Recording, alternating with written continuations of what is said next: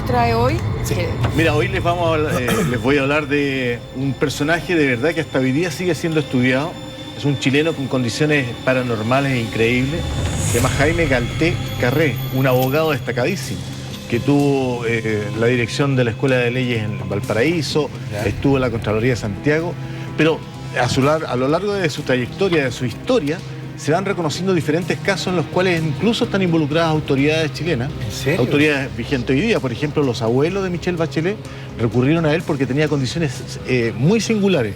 Él tampoco asumía, hoy soy este personaje. Él, con gran sacrificio, iba viendo cómo tenía condiciones y dones especiales. Deberíamos un poco ver el reportaje. Por supuesto. Y después le cuento más detalles de cómo es esta figura de Jaime Galté Carré, que es uno de los chilenos más connotados en el mundo respecto de esta condición de medium. ¡Ay, qué de intervenir entretenido! A través de los espíritus, estos poderes ocultos que uno no logra a veces establecer en la dimensión científica, pero que en realidad ocurren y hay que verlos. ¡Ay, vamos a verlo! Está muy entretenido esto. Jaime Galté Carré es el nombre de este brillante abogado que nació en 1903 y que llegó a ser director de la Escuela de Leyes de Valparaíso. Sin embargo, siendo un hombre equilibrado y que trató de manejar su vida en el positivismo, en el mundo científico, en la concepción científica, debió resignarse a su particular realidad, que a las finales se transformó en todo un don y un privilegio. Jaime Galté ignoraba sus poderes, es un extraordinario medium, y descubrió esta misteriosa condición cuando se le aparece su padre ya muerto para indicarle la ubicación de una escritura de una propiedad minera, lo que cambiaría radicalmente la precaria realidad que estaba llevando hasta ese momento su familia. Su padre apareció en un sueño, pero lo que le contó resultó ser toda una implacable verdad. Él claramente fue un tipo dotado de una capacidad mental y humana muy a la cual a lo mejor la especie humana puede llegar. Pero en este momento no tenemos la capacidad despierta, digamos. Era un hombre sobredotado. Viajando a Valparaíso, Galté es gentilmente invitado a sentarse junto a él por Ricardo Prat Chacón, jefe de aduanas de Valparaíso. Efectivamente, se trataba de Prat Chacón, el hermano de nuestro héroe, asesinado en el Huáscar, Arturo Prat. Ricardo le señala a Jaime Galté que por lo que él aprecia, tiene condiciones mediúmnicas. Tras el viaje, una vez ya en el puerto, lo invita a realizar una experiencia junto a otros amigos. Jaime Galté se entusiasma, acepta y se somete a la prueba. Esta consiste en sentarse frente a una mesa donde hay una hoja de papel en blanco y un tintero con una pluma. Jaime Galté entra en estado de somnolencia y luego cae en trance.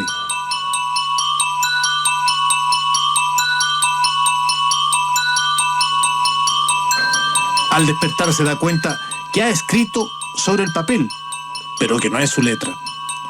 El mensaje decía que un barco se estaba hundiendo, el Itata, y uno de sus tripulantes supuestamente se conecta con Galté. Al revisar los antecedentes posteriores, se supone que el marino ya habría muerto y es su espíritu el que entra en contacto con el abogado con poderes extrasensoriales. Su mensaje consiste en el de proporcionar datos de dónde encontrar dinero para entregárselos a una amiga que quedaría desolada con la muerte del marino.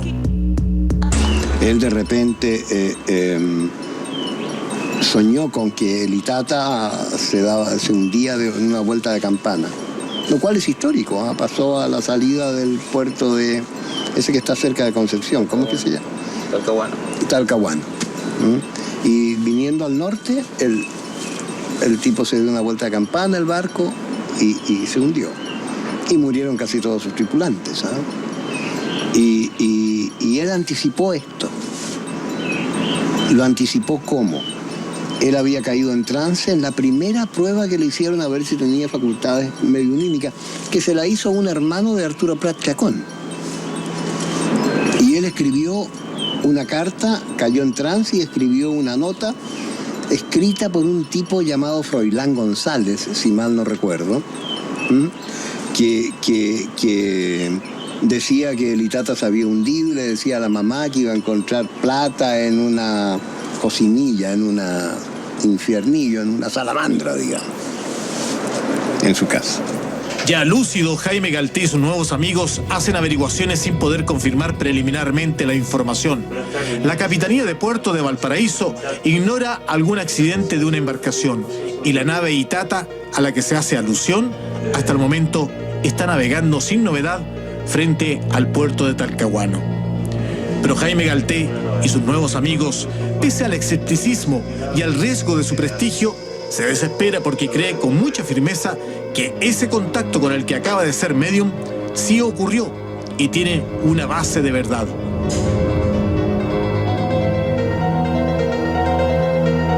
Galté y Prat salen a la calle y al pasar junto al diario El Mercurio de Valparaíso, ambos se miran porque ven que hay mucha gente agolpada frente a la fachada. Algo se había publicado recién en el pizarrón de las últimas noticias.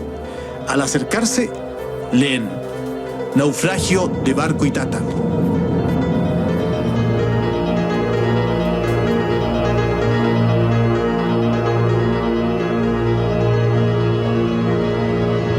Justamente todo lo escrito resultó cierto. Jaime Galté y Ricardo Prat van de nuevo hacia la Capitanía de Puerto para confirmar si en los listados de tripulaciones que deben registrarse en la institución existía el nombre del marino con el que Galté habría entrado en contacto horas antes. La respuesta resultaría afirmativa, sorprendiendo a todos los que rodeaban al abogado. El propio Galté queda con la boca abierta. La información confirmaba que estaban frente a un hombre fenómeno con condiciones o poderes excepcionales. El misterioso abogado, junto a sus nuevos amigos, se dirigen ahora a la zona de los cerros de Valparaíso. Jaime Galté Carré, el misterioso abogado, ahora junto a sus nuevos amigos, se dirigen hacia los sectores altos de Valparaíso buscando la dirección que Galté recibió del contramaestre del barco Itata, que naufragó a la cuadra de Talcahuano. Según la información, el marino no sobrevivió al naufragio de la nave Itata, que ocurría precisamente mientras Galté se prestaba para la experiencia mediúmnica a la que lo sometió el hermano de Arturo Prat. El grupo es recibido por las mujeres aludidas en el mensaje del contramaestre del Itata. Jaime Galté les cuenta el detalle de la información tras enterarlas de la mala noticia. Las mujeres buscan el dinero que, según el mensaje del medium, estaría dentro de un tarro y que les permitiría enfrentar con más recursos la ausencia del marino muerto.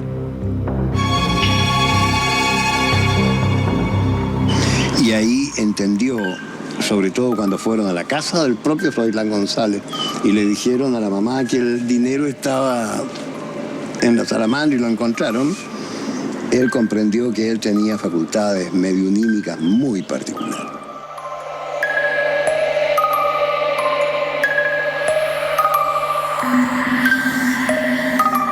Galté sobresalía en todos los espacios donde actuaba.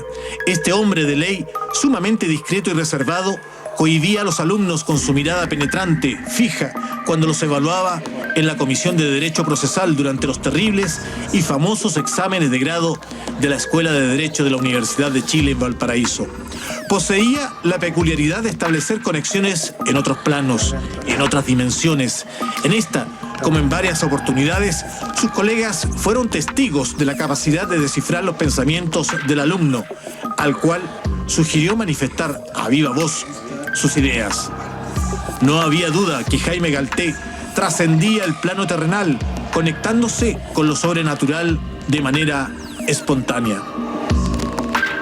En los exámenes que hacía Jaime Galté siempre pasaban cosas raras. Frente a una pregunta, el alumno quedó pensando y de repente Jaime Galté le dijo: dígalo nomás si está bien. O sea, le tiene que haber leído el pensamiento, ¿no? Jaime Galté enfrenta una verdadera encrucijada, sabiéndose un hombre con poderes extrasensoriales. ¿Cómo compatibilizar esa condición con la de ser un serio abogado de instituciones estatales? La verdad es que su fama llegó a oídos de gente connotada y demandaron su ayuda. Es el caso de los abuelos paternos de la recién electa presidenta Michelle Bachelet.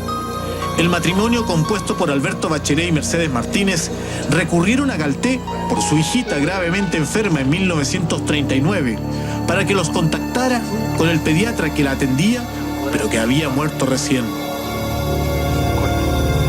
Jaime Galté se prestó para realizar de médium, pero el médico no apareció, sino que puso en su reemplazo el espíritu del doctor Erich Halfani, de origen suizo-alemán, quien habría muerto en 1906 en Bolivia.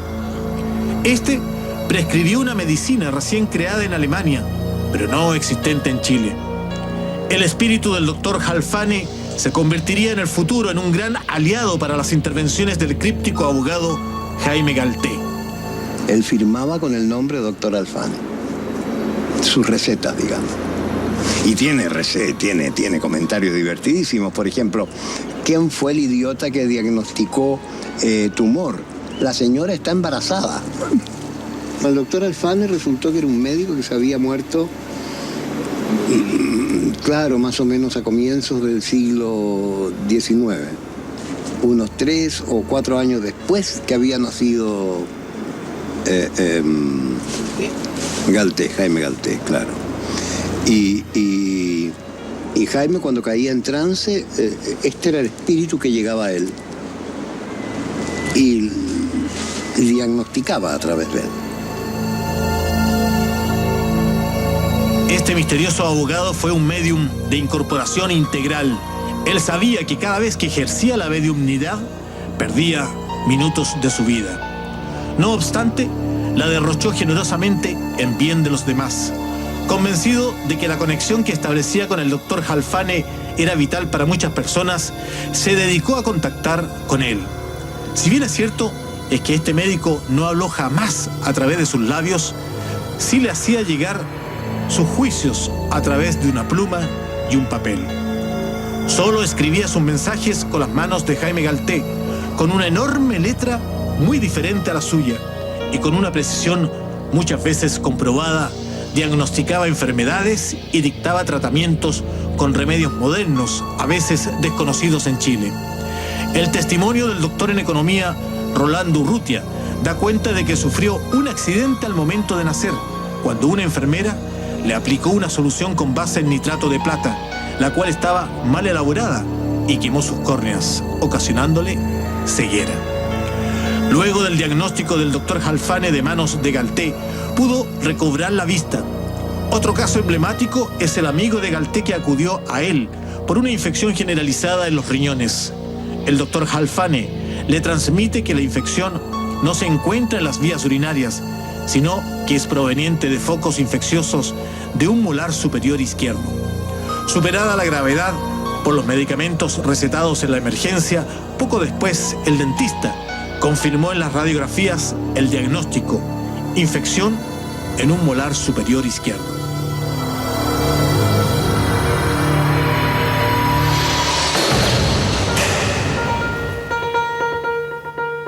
Galté jamás dejaba de sorprender.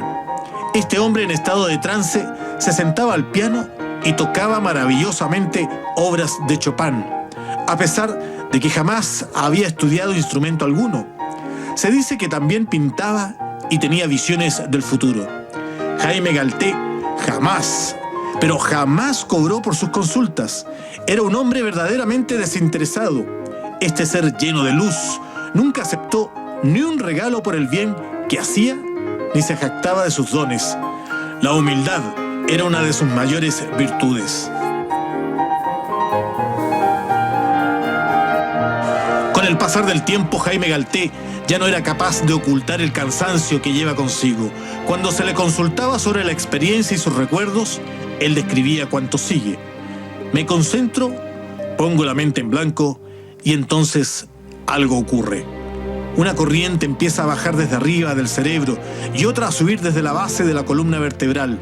Se juntan ambas en la zona del plexo solar y entonces siento la más desagradable sensación, no solo de pérdida de conocimiento, sino de muerte. Y no sé más, hasta que me encuentro de nuevo consciente y en el mismo lugar donde todo comenzó. Mientras tanto, he diagnosticado y he recetado. La experiencia me produce un gran gasto de energía y casi siempre me encuentro agotado. Era evidente que los poderes iban consumiendo a este ser humano. Es así como en un estado de plena conciencia toma nota en su agenda de una fecha y una hora en particular. Había iniciado de esta manera su cuenta regresiva. A partir de aquella anotación, don Jaime Galté, el gran abogado y médium, comenzó la más triste de las despedidas. Su temprana viudez lo había marcado tan profundamente que asumió la responsabilidad de ser padre, madre y amigo de sus dos pequeñas hijas. Esta relación tan intensa le permite transmitir ciertos mensajes. A una de ellas le promete pasar la próxima Navidad a su lado. Sin entender, esta mujer se emociona y disfruta del abrazo de su amado padre. La mayoría de la gente que en nuestras generaciones posee ese tipo de facultades terminan gravemente enfermos. Y de hecho él murió muy joven, murió de 62 años y prácticamente destruido. Y esto aparentemente ocurre porque la gente que tenía estas facultades y que las tiene se vuelven locos o se enferman de muerte, digamos. Cuando aún no sentía molestia alguna, el doctor Halfane le hizo un diagnóstico sin receta posible. Y aunque guardó el secreto sobre un cáncer incurable, tuvo la valentía de ser honesto consigo mismo, anunciando así su desenlace poco antes de que ocurriera. Este hombre, que se mostraba serio y seguro de sí mismo, a solas dejaba fluir las emociones y se conectaba con ellas a través de las vivencias familiares. Don Jaime Galté amaba profundamente a sus hijas. Sin embargo, el agotamiento era real, que por mucho que quisiera, ya no tenía fuerzas para seguir manteniéndose con vida. Había llegado la hora de partir y Jaime Galté se entregó a los designios de la muerte. El 1 de noviembre de 1965, a los 62 años de edad, este hombre deja de existir. Luego de haber vivido una historia al servicio de los demás, lo que le permitió sin duda alguna crecer en lo espiritual y ganarse el afecto de todas las personas que se cruzaron en su camino. Don Jaime Galté lo dejaba todo por escrito, incluso la fecha de su propia muerte. Los seres humanos tenemos en común el desconocimiento del momento exacto en que dejaremos de existir. Hasta en eso, Galté era distinto al resto de la humanidad. Sus amigos fueron testigos de todas y cada una de las singularidades de este hombre, inclusive de esta.